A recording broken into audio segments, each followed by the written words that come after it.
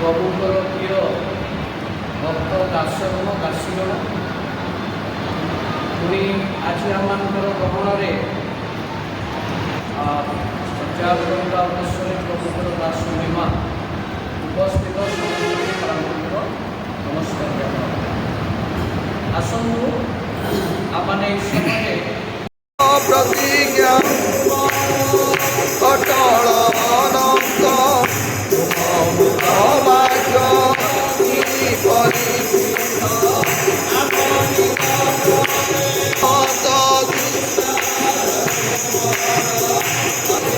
ଏହି ଧର କରେ ତୁମରି ନାମରେ ପ୍ରାର୍ଥନା ଶୁଣ ପ୍ରାର୍ଥନା ଶୁଣ ପ୍ରଭୁ।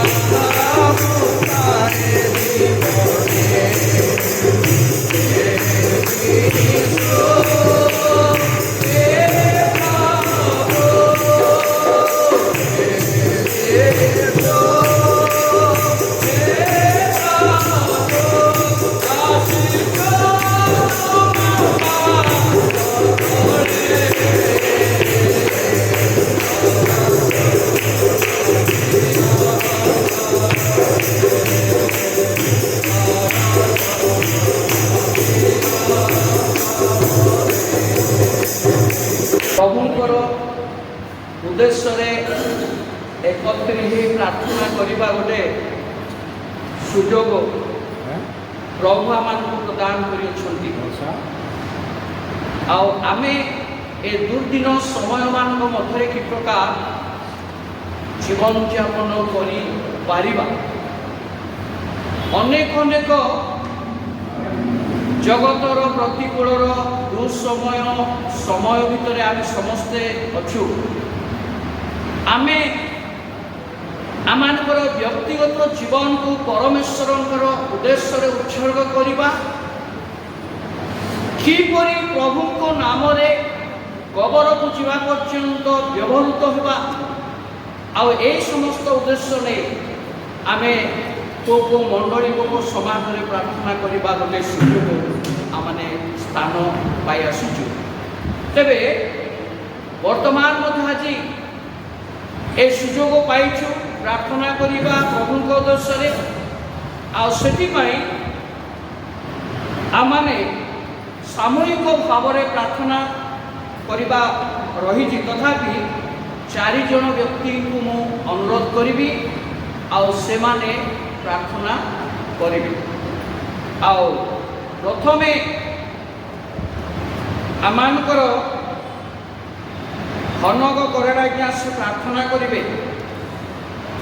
ଆମେ ପ୍ରଚାରକ ପ୍ରଚାରିକା ମାନେ କି ପ୍ରକାର ପ୍ରଭୁଙ୍କ ନିକଟରେ ଯଥାର୍ଥ ଭାବରେ ଉତ୍ସର୍ଗୀକୃତ ହେବା ଏବଂ ସେବା କରିବା, ଆଉ ସେ ପ୍ରଭୁଙ୍କର ଭକ୍ତଦାସ ପ୍ରାର୍ଥନା ଉତ୍ସର୍ଗ କରିବେ।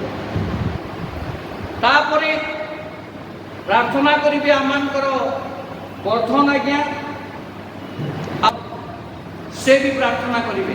ପ୍ରଥମେ ଆମମାନଙ୍କର ହନକ କରେଡ଼ା ଆଜ୍ଞା ପ୍ରାର୍ଥନା କରିବେ, ଦ୍ୱିତୀୟରେ ବର୍ଦ୍ଧନ ବାବୁ ପ୍ରାର୍ଥନା କରିବେ, ଆଉ ତୃତୀୟ ପ୍ରାର୍ଥନା କରିବେ ଆମମାନଙ୍କର ଦିଦି ପ୍ରଚାରିକା କୁମାର ସେ ପାଣିମା, ଆଉ ସେ ପ୍ରାର୍ଥନା କରିବେ। ଆଉ ଚତୁର୍ଥ ଭାବରେ ପ୍ରାର୍ଥନା କରିବେ ଆମମାନଙ୍କର ଯିଏକି ଆୟୋଜନକର୍ତ୍ତା ଅର୍ଥାତ୍ ଆମମାନଙ୍କର ରୀମା ବାବୁ। ଏ 4 ଜଣ କ୍ରମାଗତ ଭାବରେ ପ୍ରାର୍ଥନା କରିବେ। ବିଶେଷ ମୁଁ କହିବା ଉଦ୍ଦେଶ୍ୟ ନେଇ ପ୍ରଭୁଙ୍କ ନିକଟରେ ଆମେ ଏ ବର୍ତ୍ତମାନ ଜଗତର ଦିନ ବେଳେ ଆମେ କେମିତି ପ୍ରଭୁଙ୍କର ସେବାରେ ସତ୍ୟ ଭାବରେ ଜୀବନ କାଟିପାରିବା, କେମିତି ସତ୍ୟର ସେବା କରି ପ୍ରଭୁଙ୍କର ମହିମା ପ୍ରକାଶ କରିବା, ଆଉ ଆମେ ମଧ୍ୟ ପ୍ରଭୁଙ୍କର ସେ ସ୍ୱର୍ଗ ରାଜ୍ୟରେ ସ୍ଥାନ ପାଇବା। ଏ 4 ଜଣ ବ୍ୟକ୍ତି এই ଉଦ୍ଦେଶ୍ୟ ନେଇ ପ୍ରାର୍ଥନା ଉତ୍ସର୍ଗ କରିବେ। ଆସନ୍ତୁ ଆମେ ସମସ୍ତେ ପ୍ରାର୍ଥନାରେ ଯୋଗ ଦେବା, ଆଉ ହନକ କରେଡ଼ା ଆଜ୍ଞା ସେ ପ୍ରାର୍ଥନା କରିବେ। ଦୟାକରି ଏ ସ୍ଥାନକୁ ଆସି ପ୍ରାର୍ଥନା କରିବେ ସେମାନେ। ପ୍ରାର୍ଥନା କରିବା।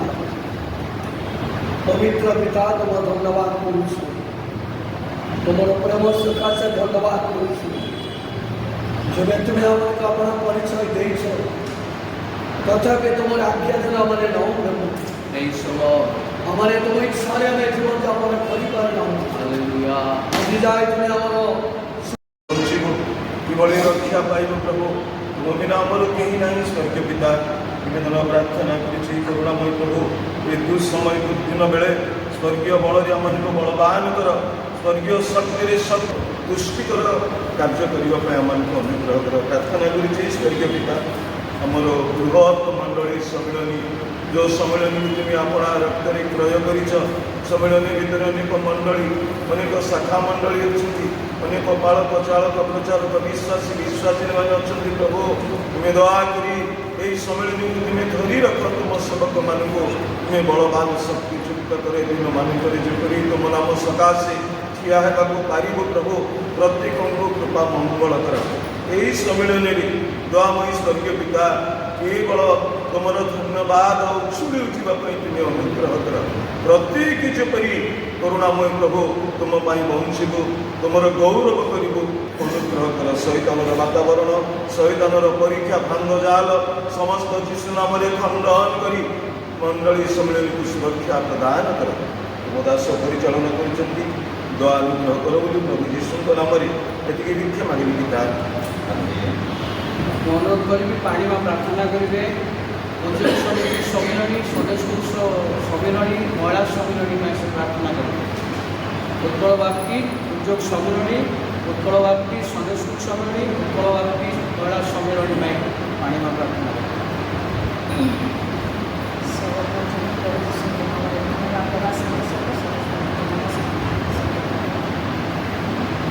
पवित्र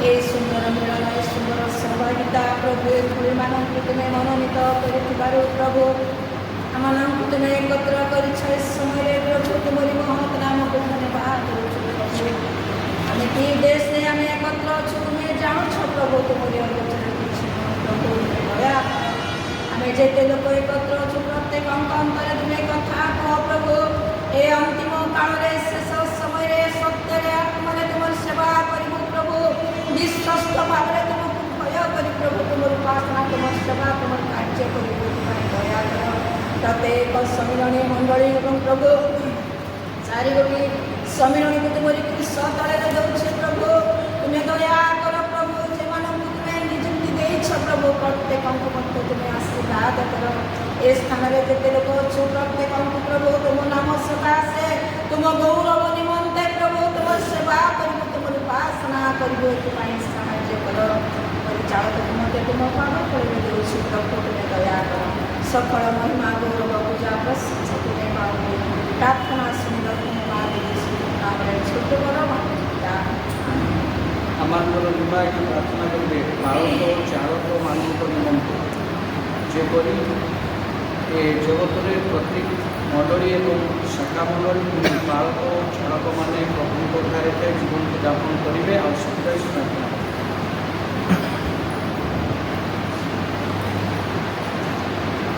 समस्त नमस्कार आसन प्रार्थना करता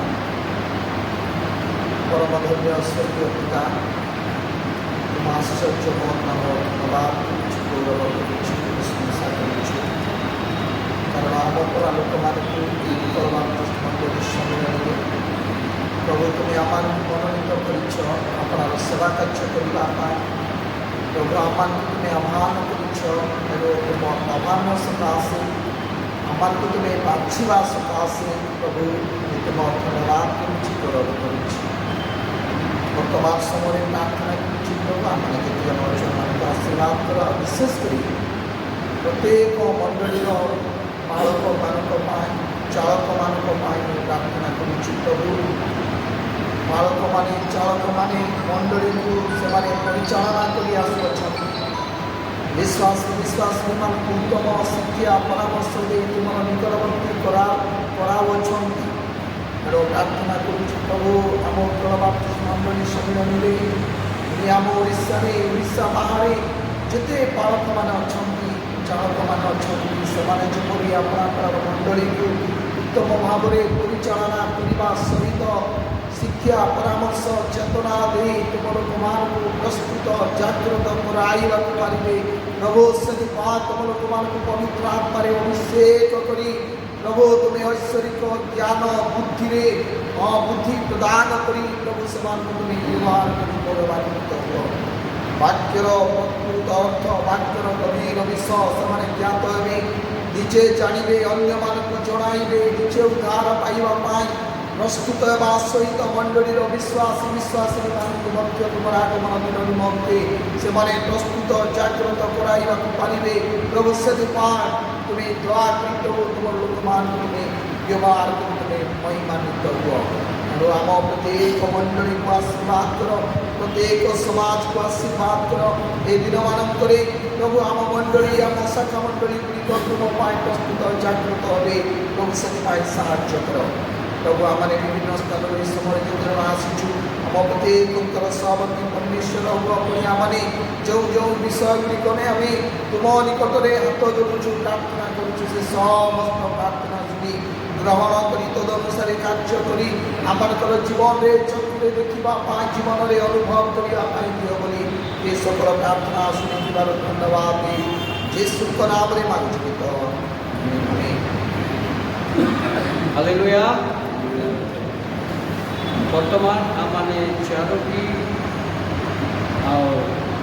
विषय पर प्रार्थना करुछु। बर्तमान आज ये कार्यक्रम विषय विज्ञापन भी करवाची आमर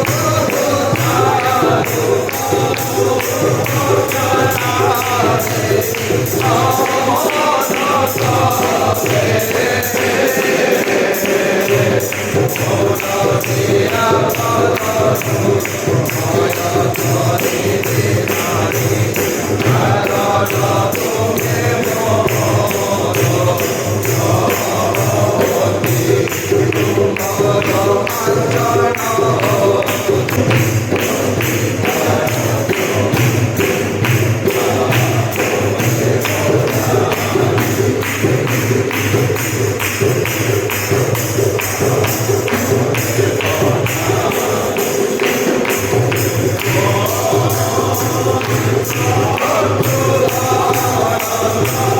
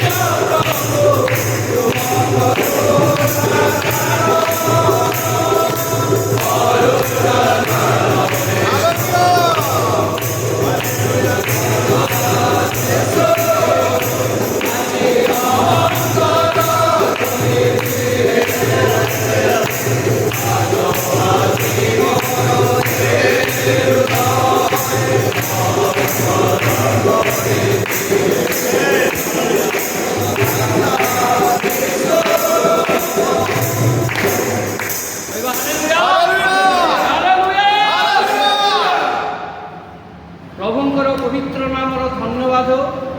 ବର୍ତ୍ତମାନ ଆମମାନେ ବାକ୍ୟ ଶୁଣିବାର କାର୍ଯ୍ୟକ୍ରମ ରହିଛି। ତା ପୂର୍ବରୁ ବକ୍ତାଙ୍କ ପାଇଁ ଆମେ ପ୍ରାର୍ଥନା କରିବା।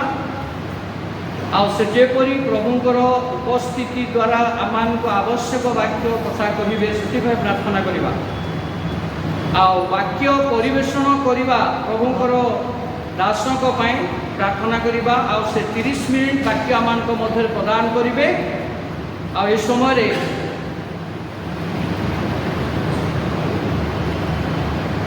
ବୀର ଆଜ୍ଞା ଆସିବେ।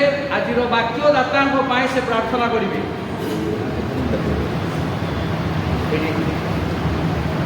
ବାକ୍ୟ ବକ୍ତାଙ୍କ ପାଇଁ ପ୍ରାର୍ଥନା କରିବେ। ସମସ୍ତଙ୍କୁ ଆନ୍ତରିକ ନମସ୍କାର ପ୍ରାର୍ଥନା କର। ପରମ ଧନ୍ୟ ତୁମେ କର୍ତ୍ତୃତ୍ୱ କର। ତୁମେ ନଥିଲେ ଠିକ୍ ছিল। ତୁମେ ଉପଯୁକ୍ତ। ତୁମେ ଜୀବନ୍ତ ଜ୍ୱଳନ୍ତ ବାକ୍ୟ ରବ ତୁମେ ଆମକୁ ଶୁଣା। ଯେଉଁ ରବ ଶୁଣିବା ଦ୍ୱାରା ଆମମାନଙ୍କ ପାରିବାରିକ ଉପରେ ବ୍ୟକ୍ତିଗତ ଜୀବନରେ ଯାହା ଯାହା ଗୁପ୍ତ ଦୋଷ ରହିଛି ପ୍ରଭୁ ତା ସଂସ୍କାର ହେବ ସାହାଯ୍ୟ। ପ୍ରଭୁ ତୁମେ ବାକ୍ୟ ଦେଇ ଆମ ପ୍ରତ୍ୟେକ ସଜାଡ଼। ତୁମେ କଥା ଆରମ୍ଭ କରୁଛ ଶ୍ରେଷ୍ଠ ତୁମେ କର। ତୁମ ନାମ ଚିନ୍ତିତ ଗୌରବ ତୁମରି ହେଉ ତାଙ୍କ କଥା ପ୍ରଭୁ ଯୀଶୁଙ୍କ ନାମରେ ନାମ ଚିନ୍ତିତ। ଧନ୍ୟବାଦ ପ୍ରଭୁଙ୍କ ଦାସ ପ୍ରାର୍ଥନା କରେଇଥିବାରୁ। ଆସନ୍ତୁ ଆମମାନେ ଏ ସମୟରେ ପ୍ରଭୁଙ୍କର ବାକ୍ୟ ଶୁଣିବା। ଆଉ ମୁଁ ପ୍ରଭୁଙ୍କର ଦାସ ରୀମା ମହାଶୟଙ୍କୁ ଆହ୍ୱାନ କରିବି। ସେ ଆସିବା ପୂର୍ବରୁ ଆମେ ସମସ୍ତେ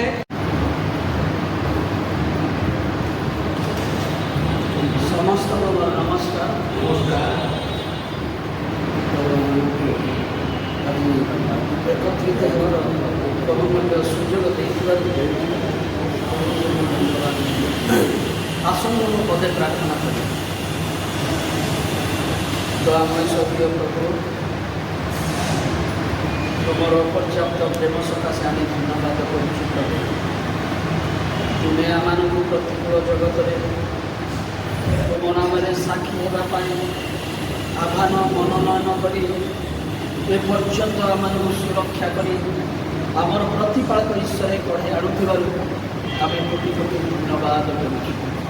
ପ୍ରାର୍ଥନା କରୁଛୁ ପ୍ରଭୁ, ତୁମେ ଆମମାନଙ୍କୁ ଏ ପ୍ରକାର ରୋଜକ ମନ ଦେଲ ପ୍ରଭୁ। ଆମମାନେ ଏକତ୍ର ବସି ତୁମ ନିକଟବର୍ତ୍ତୀ ହେବା ପାଇଁ, ତୁମର ଗୌରବ କରିବା ପାଇଁ, ତୁମ ବାକ୍ୟ ପରିଚର୍ଚ୍ଚା କରିବା ପାଇଁ, ବିଭିନ୍ନ ବିଷୟରେ ଆଲୋଚନା କରିବା ପାଇଁ ତୁମେ ଆଜି ଆମମାନଙ୍କୁ ସୁଯୋଗ ପ୍ରଦାନ କରିଛ ପ୍ରଭୁ। ତେଣୁ ଆମେ ଧନ୍ୟବାଦ ଦେଉଛୁ, ପ୍ରାର୍ଥନା କରୁଛୁ ଆଜି ଆମ ସହିତ ତୁମେ ଅଛ ପ୍ରଭୁ। ତେଣୁ ତୁମର ଉପସ୍ଥିତି ଆମମାନଙ୍କୁ ଦିଅ। ତୁମ ସ୍ୱର୍ଗୀୟ ଆତ୍ମାର ସହଭାଗିତା ଆମମାନଙ୍କୁ ପ୍ରଦାନ କର ପ୍ରଭୁ। ପ୍ରାର୍ଥନା କରୁଛି ପ୍ରତ୍ୟେକ ଆମେ ତୁମ ବାକ୍ୟ ଦ୍ୱାରା ଉତ୍ତେଜିତ ହେବ, ତୁମ ବାକ୍ୟ ଦ୍ୱାରା ପରିତୃପ୍ତ ହେବ। ତୁମେ ଆମମାନଙ୍କୁ ବାକ୍ୟ ଦିଅ। ଯେହେତୁ ତୁମେ ଆମର ବକ୍ତା ପ୍ରଭୁ, ତୁମେ ଆମମାନଙ୍କର ଆବଶ୍ୟକ ବିଷୟର ମନୋଯୋଗୀ ପ୍ରଭୁ। ତେଣୁ ଆବଶ୍ୟକ ବାକ୍ୟ ଦେଇ ଆମମାନଙ୍କୁ ପରିତୃପ୍ତ କରି ତୁମର ଗୌରବ ନିମନ୍ତେ ଆମମାନଙ୍କୁ ବ୍ୟବହୃତ ହେବାକୁ ଦିଅ। ପ୍ରଭୁ ଯୀଶୁଙ୍କ ନାମରେ ପ୍ରାର୍ଥନା କରୁ। ପ୍ରଭୁଙ୍କ ନାମ ଧନ୍ୟ ହେଉ। ଆମେ ମାଇକ୍ ଆବାଜରେ ଶୁଣିବା, ମାଇକ୍ ଆବାଜରେ କହିବା ଗୋଟେ ଅଭ୍ୟାସ ହେଇଯାଇଛି। ଆଜି ଟିକିଏ ଅଡ୍ ଲାଗେ, ଶୁଣିବା ପାଇଁ ଅଡ୍ ଲାଗେ, କହିବା ପାଇଁ ମଧ୍ୟ ଆମକୁ ଭଲ ଲାଗେ। ତଥାପି ଆମେ ମନୋଯୋଗରେ ବସି ଶୁଣିବା ଆଉ ଶୁଭିବ। ତେଣୁ ପ୍ରଭୁଙ୍କ ନାମ ଧନ୍ୟ। ଆଜି ମୁଁ ଆସିପାରିନଥାନ୍ତି କାରଣ ଆମର ସାହି ପାଖରେ ଲାଗିଥିବା ବନ୍ଧ ସାହିରେ ଗୋଟେ ଯୁବତୀ ଝିଅ ମରିଗଲା। ତେବେ ମୁଁ ଯେବେ ଖବର ଦେବାକୁ ନ ଯାଏ କିଏ ମରିଗଲେ ମଣ୍ଡଳୀ ମୋତେ ତଦନ୍ତ କରନ୍ତି। ପ୍ରଚାରକ ନାହାନ୍ତି କି ଯେ ଖବରକୁ ଆସିଲା ନାହିଁ, ପଚରା ପଚରି ନାହିଁ। ତଥାପି ଆଜି ବସ୍ ଷ୍ଟାଣ୍ଡରେ ଯେତେବେଳେ ବସ୍କୁ ମୁଁ ବାହାରୁଥିଲି ଅନେକ ଲୋକ ମୋତେ ପଚାରନ୍ତି ଜଣେ ମରିଯାଇଛି ଆଜ୍ଞା ରାତିରେ। ତଥାପି ଆମର ଷ୍ଟାଫ୍ ମିଟିଂ ଅଛି, ଜରୁରୀ ମୁଁ ଯିବାକୁ ହେବ। ତେଣୁ କ୍ଷମା କର, ମୁଁ ଯାଇକି ଆସିବି। ଯାହା ହଉ ପ୍ରଭୁ ଅନୁଗ୍ରହ କରି କୁଶଳରେ ଆଜି ଆଣି ଆପଣମାନଙ୍କର ସହଭାଗିତା ଦେଇଥିବାରୁ ମୁଁ ପ୍ରଭୁଙ୍କଠାରେ କୃତଜ୍ଞ ଜ୍ଞାପନ କରେ। କାରଣ ଗତ ମିଟିଂରେ ମୁଁ ଆଟେଣ୍ଡ କରିପାରିଲି ନାହିଁ। ଏଭଳି ଭାବରେ ଯେଉଁଦିନ ମିଟିଂ ହେଇଥିଲା ସେଦିନ ଗୋଟେ ମୃତ୍ୟୁ ହେଇଥିଲା। ତେଣୁ ମୁଁ ଆସିପାରିଲି ନାହିଁ। ଏବେ ମଧ୍ୟ ଯଦି ମୁଁ ଯିବି ନାହିଁ ତେବେ ଭାଇମାନଙ୍କ ଭିତରେ ବିଭିନ୍ନ ପ୍ରକାର ଚିନ୍ତା ଆଲୋଚନା ଆସିବ ବୋଲି ମୁଁ ବାଧ୍ୟ ହୋଇ ଆସିବି। ମୁଁ ଆସୁ ଆସୁ ଆମମାନଙ୍କର ନିମା ଭାଇ କହିଲେ ଯେ ଯାହାକୁ ଆମେ ବାକ୍ୟ ଦେବା ପାଇଁ କହିଥିଲୁ ସେ ଆସିନାହାନ୍ତି, ଆସିବେ ନାହିଁ, ତୁମେ ପଦେ ବାକ୍ୟ ଦିଅ। ଆମେ ଭାଇମାନେ ଅନେକ ଅଛନ୍ତି ଦେଇଥିଲେ ଭଲ ହୁଅନ୍ତା ବୋଲି ନାଇଁ ତୁମେ ଦିଅ। ତେବେ ମୁଁ ବାଧ୍ୟ ହେଇଯାଏ ଆମେ ସମସ୍ତେ ଅନ୍ୟକୁ ଶିଖେଇବା ଲୋକମାନେ, ପ୍ରଚାର କରିବା ଲୋକମାନେ, କାହାକୁ କେହି ଶିଖେଇବା ଲୋକମାନେ ଆମେ ନାହିଁ, ଆମେ ଅନ୍ୟକୁ ଶିଖେଇବା ଲୋକମାନେ।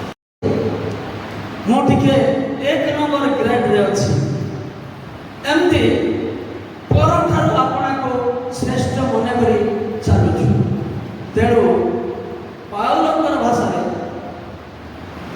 ଆପଣଠାରୁ ଅନ୍ୟକୁ ତମେ ଶ୍ରେଷ୍ଠ ମନେ କର। କାରଣ ପ୍ରଭୁ ଯୀଶୁ ଖ୍ରୀଷ୍ଟ ମଧ୍ୟ ଯଦି ଈଶ୍ୱରଙ୍କର ପୁତ୍ର ଥିଲେ ଆଉ ସେ ନିଜକୁ ବଡ଼ ମନେ କଲେ ନାହିଁ, କୃଷିୟ ମୃତ୍ୟୁ ପର୍ଯ୍ୟନ୍ତ ନିଜକୁ ଅବନତ କଲେ ଲେଖା ଅଛି। ସେ ନିଜକୁ ନ୍ୟୁନ କଲେ। ତେଣୁ ପରମେଶ୍ୱର ପ୍ରଭୁ ଯୀଶୁ ଖ୍ରୀଷ୍ଟଙ୍କୁ ସର୍ବଶ୍ରେଷ୍ଠ କଲେ, ସର୍ବଶ୍ରେଷ୍ଠ ନାମ ଦେଲେ। ଆଉ ତାଙ୍କୁ ନ୍ୟୁନ ହେଇଥିବାରୁ ତାଙ୍କ ଦକ୍ଷିଣ ପାର୍ଶ୍ୱ କଲେ।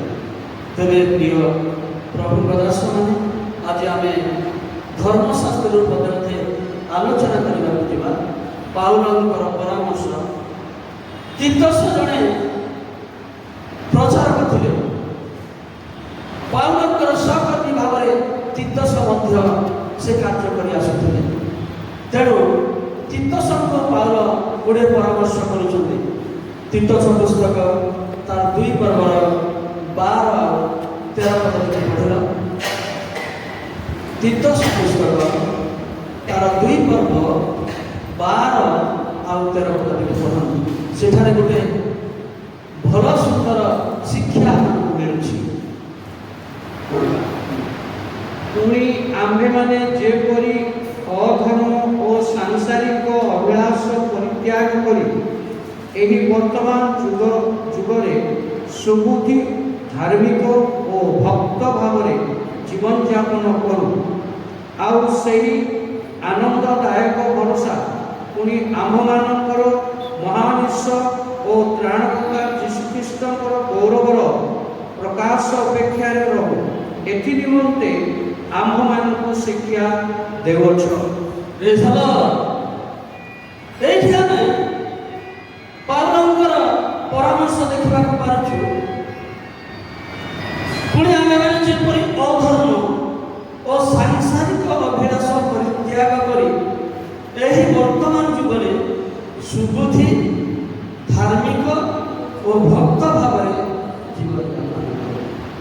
ପ୍ରଭୁଙ୍କ ଲୋକମାନେ କେମିତି ଅବସ୍ଥାରେ ଜୀବନ କାଟିବା ଦରକାର, ପ୍ରଚାରକମାନେ କେମିତି ଭାବରେ ଜୀବନ କାଟିବା ଦରକାର, ପ୍ରଚାରିକାମାନେ କେମିତି ଭାବରେ ଜୀବନଯାପନ କରିବା ଦରକାର, ଏଠାରେ ଆମେ ଦେଖିବାକୁ ପାରୁଛୁ। ପୁଣି ଆମ୍ଭେମାନେ, ପାଉଲ କହିଲେ, ପାଉଲ ଜଣେ ପ୍ରଚାରକ, ପ୍ରେରିତ ଏବଂ ପ୍ରେରିତ ତିତସଙ୍କୁ ଏହି ପରାମର୍ଶ ଦେଉଛନ୍ତି। ଆଉ ଅନେକଙ୍କୁ ପରାମର୍ଶ ଦେବା ପାଇଁ ତିତସଙ୍କୁ ଏହି କଥା ଲେଖି ଜଣାଉଛନ୍ତି।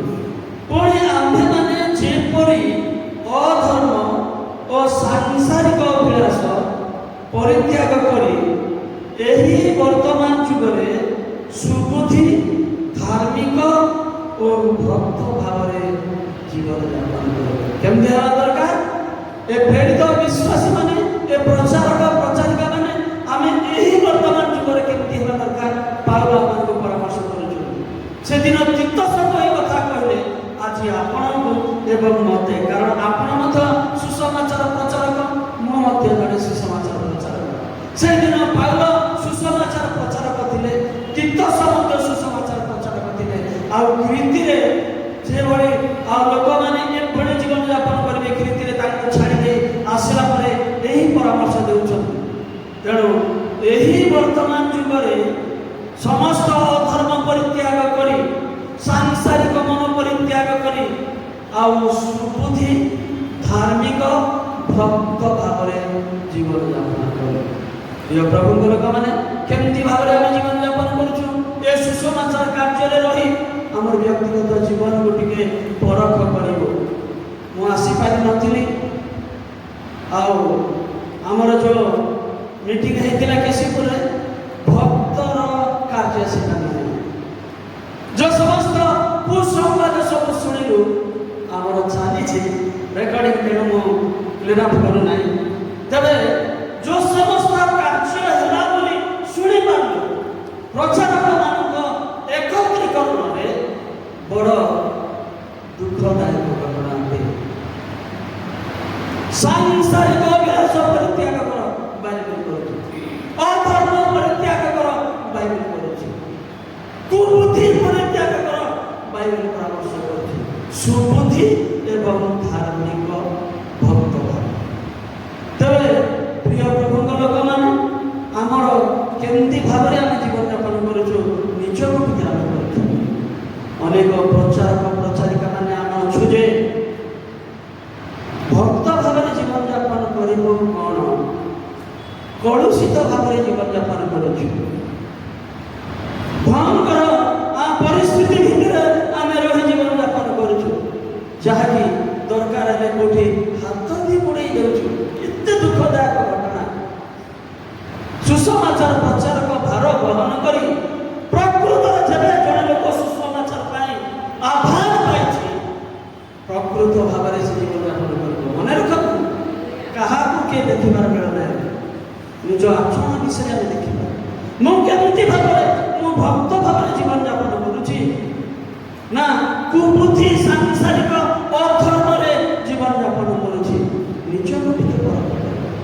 ଏହା ଯେବେ ଆମେ କରୁଥିବା କାର୍ଯ୍ୟ ବାହାରକୁ ଗଲେ ଲୋକମାନେ ଏତେ ବଚସା କରୁଛନ୍ତି ଯେ ଶୁଣିବା ଲୋକମାନେ କହିଲେ ବସରେ ଏ ଏକତ୍ରୀକରଣ ଆମେ ନ କଲେ ଭଲ ହୁଅନ୍ତା ବୋଲି ମୁଁ ଭାବୁଛି।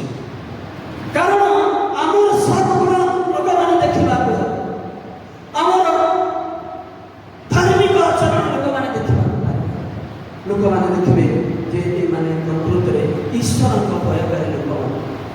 କାରଣ ଈଶ୍ୱରଙ୍କର ସୁସମାଚାର ବହନ କରିବା ଲୋକମାନଙ୍କୁ ଆମେ ଧର୍ମଶାସ୍ତ୍ରରେ ଦେଖୁଛୁ, ସେମାନେ କେମିତି ଭାବରେ ଜୀବନଯାପନ କରିବେ, ସେମାନେ କିଭଳି ଭାବରେ ଜୀବନଯାପନ କରୁଛୁ। ପ୍ରିୟ ପ୍ରଭୁଙ୍କ ଲୋକମାନେ, ଏଇ ବାଟ ତ ଦୁଃଖର ବାଟ। ଯେତେବେଳେ ପ୍ରଭୁ ମୋତେ ଆହ୍ୱାନ କଲେ, ମୋତେ କହିଲେ ଯେ ସୁଖ ପାଇବୁ ଦୁଃଖ। ପରିଚୟକୁ ମଧ୍ୟ ମୁଁ ସୁସମାଚାରକୁ ବାହାରି ନଥିଲି, ଚିରାଗ ଆସିଥିଲା। ମୁଁ ତାଙ୍କୁ ସାକ୍ଷାତ କରିବା ପାଇଁ ଯେତେବେଳେ ଗଲି, ସେତେବେଳେ କହିଲେ, ପ୍ରଭା ତୁମ ବିଷୟରେ ମୁଁ ଶୁଣୁଛି, ତୁମେ ସୁସମାଚାର କରିବ, କିନ୍ତୁ ଦେଖ ସୁସମାଚାର ପଥ ହେଉଛି ଦୁଃଖର ପଥ, ସୁଖର ପଥ ନୁହେଁ। ତେଣୁ ତୁମେ ଦୁଃଖ ପାଇଁ ପ୍ରସ୍ତୁତ ହୁଅ। ଏଇଟା ପ୍ରଥମରେ ମୁଁ ବାହାରିବା ପୂର୍ବରୁ ପରାମର୍ଶ ଦେଇଥିଲି। ତେଣୁ ପ୍ରିୟ ପ୍ରଭୁଙ୍କ ଲୋକମାନେ, ଏ ଯେଉଁ ଭାର ବହନ କରି ଆମେ କେମିତି ଭାବରେ ଜୀବନ କାଟିବା କଥା, ଧର୍ମଶାସ୍ତ୍ର ଆମମାନଙ୍କୁ ଶିକ୍ଷା ଦେଉଛି। ଆମେ ପରକୁ ଶିକ୍ଷା ଦେଉଛୁ। ଚୋରି କର ନାହିଁ ବୋଲି ତୁମେ ଶିକ୍ଷା ଦେଇ ତୁମେ କି ଜଣଙ୍କର ମୋବାଇଲ ନେଇଯାଉଛ, ଦୁଃଖର ବିଷୟ ନୁହେଁ କି? ଚୋରି କର ନାହିଁ ବୋଲି ତୁମେ କି ଗୋଟେ ଆଗ ପାଚିଥିଲେ ଜଣଙ୍କର ବାଡ଼ିରୁ ଚୋରି ଧରି ଆସୁଛ। ତେଣୁ ବଡ଼ ଭୟଙ୍କର ପରିସ୍ଥିତି ଭିତରେ ଆମେ ଚାଲୁଛୁ ପ୍ରିୟ ପ୍ରଭୁଙ୍କ ଲୋକମାନେ।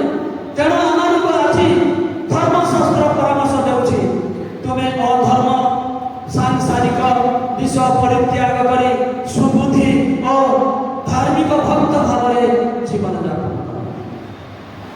ଆଉ ଯେଉଁମାନେ ଭକ୍ତ ଭାବରେ ଜୀବନଯାପନ କରନ୍ତି, ଭକ୍ତ ଗୋଟିଏ କଥା ବର୍ଣ୍ଣନା କରୁଛନ୍ତି, ଭକ୍ତର ପ୍ରାଣ, ଭକ୍ତର ଜ୍ଞାନ, ଭକ୍ତର ଅମୂଲ୍ୟ ଧନ ହେ, ପତିତ ପାବନ ଭକ୍ତର ଭୂଷଣ, ଧନ୍ୟ ଈଶ୍ୱର ନନ୍ଦନ ହେ।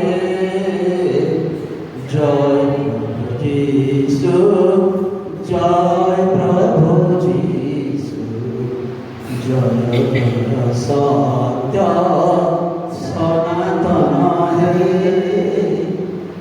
ଯେଉଁ ପ୍ରଚାରକ ଭକ୍ତ ଭାବରେ ଜୀବନଯାପନ କରୁଛି, ସେ ଭକ୍ତର ପ୍ରାଣ।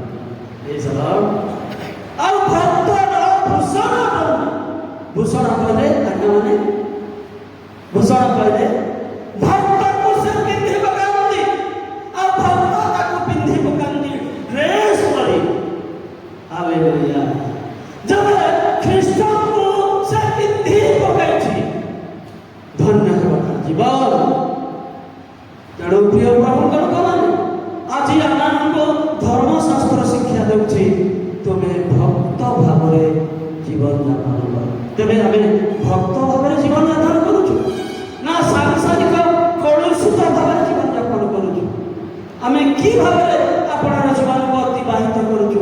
ଆମେ ଟିକେ ନିଜକୁ ପରୀକ୍ଷା କରୁ। କାହାକୁ କିଏ ଦେଖିବା ନାହିଁ, ନିଜକୁ ଟିକେ ପରୀକ୍ଷା କରୁ। ସାଂସାରିକ ଚିନ୍ତାରେ ବଂଶ ନେଇ ଧନର ମାରେ ଟଙ୍କାର ଅଭିଳାଷରେ ବିଭିନ୍ନ ପ୍ରକାର କାର୍ଯ୍ୟ କରି ଆମର ଜୀବନକୁ ଅତିବାହିତ କରି ଅନ୍ୟକୁ ଆମେ ଶିକ୍ଷା ଦେଉଥିଲେ। ସର୍ବଦା ଈଶ୍ୱରଙ୍କ ନିକଟରେ ପ୍ରାର୍ଥନା କରୁଥିଲେ ଏବଂ ଲୋକମାନଙ୍କୁ ଦାନ ଦେଉଥିଲେ। ଭକ୍ତର କାର୍ଯ୍ୟ ଦେଖନ୍ତି ଅନ୍ୟରୁ ଆଣୁନାହାନ୍ତି, ଅନ୍ୟ ଲୋକଙ୍କୁ ସେ ସାହାଯ୍ୟ କରୁଛନ୍ତି ଭକ୍ତର କାର୍ଯ୍ୟ। ତେଣୁ ଯେଉଁ ଭକ୍ତ ଏଭଳି ଭାବରେ କାର୍ଯ୍ୟ କରନ୍ତି ସେ ଭକ୍ତର ପ୍ରାଣ ହୁଅନ୍ତି, ଭକ୍ତର ଧନ ହୁଅନ୍ତି, ଭକ୍ତର ଅମୂଲ୍ୟ ରତ୍ନ ହୁଅନ୍ତି। ତେଣୁ ଆଜି ଆମକୁ ପରାମର୍ଶ ଦିଅନ୍ତୁ। ପରମେଶ୍ୱର ବାକ୍ୟ ପରାମର୍ଶ ଦେଉଛି ତୁମେ ଭକ୍ତ ଭାବରେ ଜୀବନଯାପନ କର। ଏହି ବର୍ତ୍ତମାନ ସାଂସାରିକ ଭାବରେ ବର୍ତ୍ତମାନ ଯୁଗରେ ସାଂସାରିକ ଭାବରେ ଅଧର୍ମରେ କାଳକ୍ଷେପଣ ନ କରି ଧାର୍ମିକତା ଭାବରେ ସୁବୁଦ୍ଧି ଭାବରେ ଭକ୍ତ ଭାବରେ ତୁମେ ଜୀବନଯାପନ କର। ଏହି ପରାମର୍ଶ ଆମକୁ ମିଳୁଛି। ଲେଖା ଅଛି ଭକ୍ତର କାର୍ଯ୍ୟ ମୁଁ କହିଲି। ଲେଖା ଅଛି 22 ପର୍ବ ପ୍ରେରିତ ତାର 12 ପଦ ଟିକେ ପଢିଲ। ପ୍ରେରିତ ପୁସ୍ତକ ତାର 22 ପର୍ବର ତାର 12 ପଦରେ ଗୋଟେ ସୁନ୍ଦର କଥା ଦେଖିବାକୁ ମିଳୁଛି। ସେଠାରେ ଜଣେ ଭକ୍ତ ଥିଲେ। ସେ ଭକ୍ତ କେମିତି କରୁଛନ୍ତି? ସେତେବେଳେ ସୁନେମିଆ ଏଲିଶାଙ୍କର ପରିଚୟ ପାଇନଥିଲେ, କିନ୍ତୁ ଏଲିଶାଙ୍କର କାର୍ଯ୍ୟ ଦେଖୁଛନ୍ତି, ଏଲିଶାଙ୍କର ଆଚରଣ ଦେଖୁଛନ୍ତି।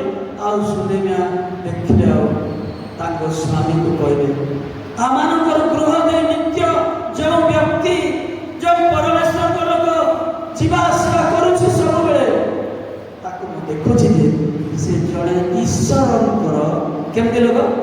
ପବିତ୍ର ଲୋକ। ହାଲେଲୁୟା। ସେ ଜଣେ ପ୍ରକୃତରେ ଈଶ୍ୱରଙ୍କର ପବିତ୍ର ଲୋକ।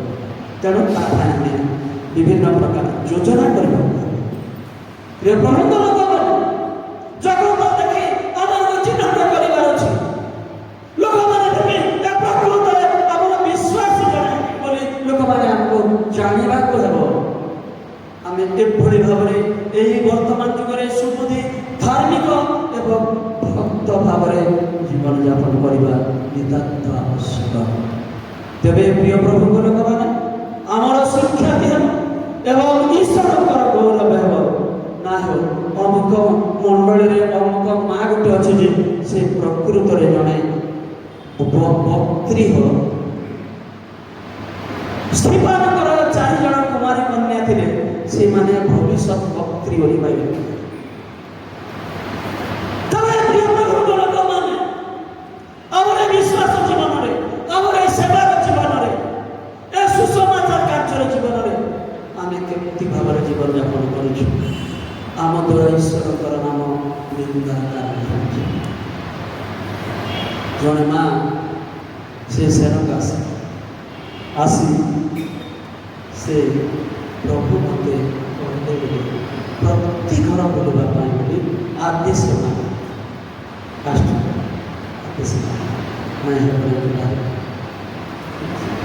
ତେବେ ପ୍ରତି ଘର ବୁଲିବା ପାଇଁ ଆମକୁ ପ୍ରଭୁ କହୁଛନ୍ତି ବୁଲେଇ ବୁଲେଇ ପଇସା ଦେଲେ ବଡ଼ ଏମିତି ହେବ ନାହିଁ। ବହୁତ ଜାଗ୍ରତରେ ଏ ଦିନମାନଙ୍କରେ ଚଳିବାକୁ ହେବ।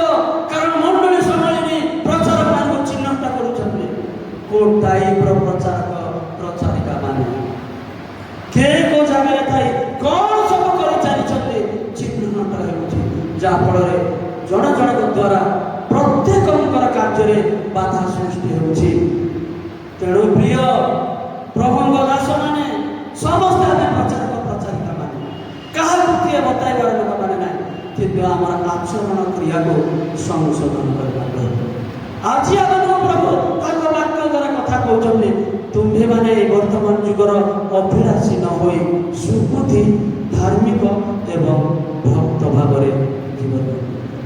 ପ୍ରଭୁ ଆମ ପ୍ରତ୍ୟେକଙ୍କୁ ଏଭଳି ଜୀବନ କାଟିବା ପାଇଁ ଅନୁଗ୍ରହ ପ୍ରଦାନ କରନ୍ତୁ। ଆମେନ୍।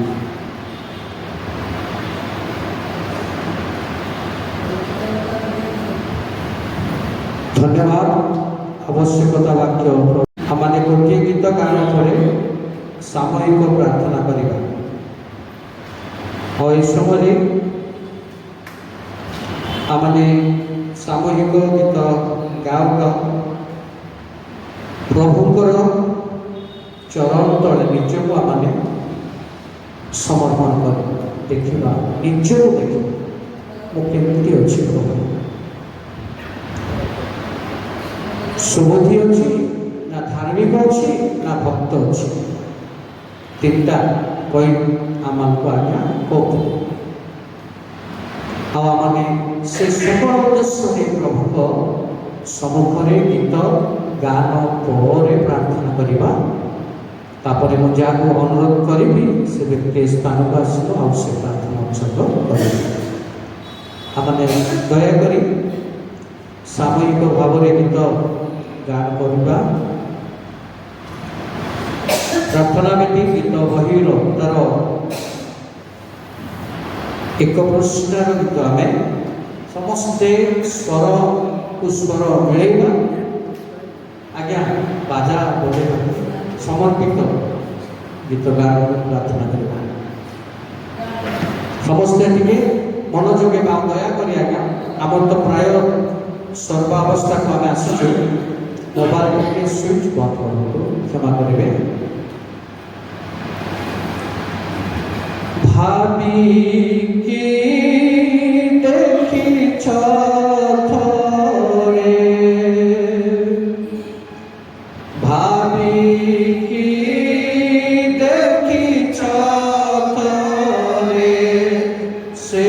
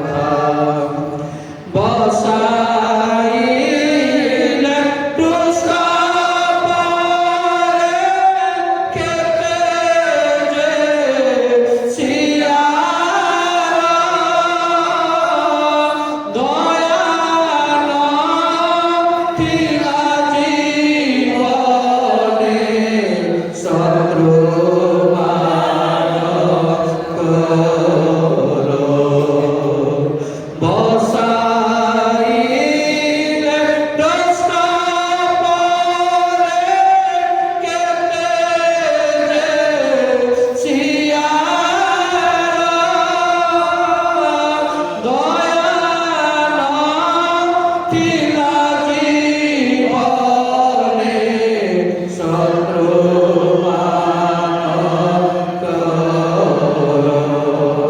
ତୋର ପାଇଁ କରେ ଚିନ୍ତା ତୋର ପାଇଁ କରି ଚିନ୍ତା ପାରେ ମଥା ତୋର ମୁକ୍ତି ଦାତା ତୋର ମୁକ୍ତି ଦାତା ତୋର ମୁକ୍ତି ଦାତା ତୋର ମୁକ୍ତି ଦାତା ଫେରିଆ ଫେରିଆ ଜି ଆଏ ପାପୀ ଭାଇ କାହିଁକି ମାରିବ ପାପେ ଚିର ଘିରା ପାରେ ହାଲେଲୁୟା ଫେରିଆ ଫେରିଆ ଜି ଆଏ ପାପୀ ଭାଇ କାହିଁକି ମାରିବ ପାପେ ଚିର ଘିରା ପାଇ ଡାକୁଛ ତେଜ କଥା ଡାକୁଛ ତେଜ କଥା ଶେଷ ସ୍ଥପିତା ତୋର ରକ୍ଷା କର୍ତ୍ତା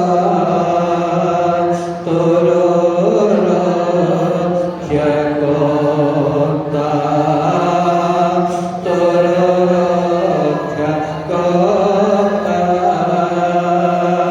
ତୋର ଆମେ ଜଗତରେ ଉଦାହରଣ ସ୍ୱରୂପ ଜୀବନଟାକୁ ଭୁଲିବାକୁ ହାଲେଲୁୟା ହାଲେଲୁୟା ଧନ୍ୟବାଦ ଧନ୍ୟବାଦ ହାଲେଲୁୟା ହାଲେଲୁୟା ପ୍ରଭୁ তুমি আমার জীবনের সমস্ত ব্যক্তি অনুসন্ধান করছো আমার ব্যক্তিগত জীবনের কথা তুমি দেখিবা যাহা আমি তাহা করিয়া তোমার দৃষ্টিতে তুমি যাহা চাও না তাহা মনে করো ছিন্ন হোক তাহা মনে করো জীবনে করিয়াবে তোমাকে দুঃখ দেই তোমাকে আমার জগতের পালন করি তোমাকে নিন্দা করি তাড়না করি আমি জগতের সমস্ত সময় ক্ষেপণ করি আশ্চর্য হে প্রভু তুমি ধন্যতা পাও তুমি আমাদের ভুল পাপ অপরাধ তুমি ক্ষমা করে দিও प्रार्थना करवा प्राणर प्रियतम यीशु बाबा तुम्हारी पवित्र नाम धन्यवाद करुछु तुम्हें धन्य तुम्हें आमको जीवन बंची तुम सेवा करने तुम्हारी गौरव भजा आत्मा तुम निकट को आने पूर्व शरीर मध्य स्वस्थ होने प्रयास करो तुम्हें ही तार आरोग्यकारी परमेश्वर हो तुम्हें ताकू स्वस्थ सबल आरोग्यकारी तुम सेवा कार्य तुम्हें व्यवहार करो हे यहोवा सदा प्रभु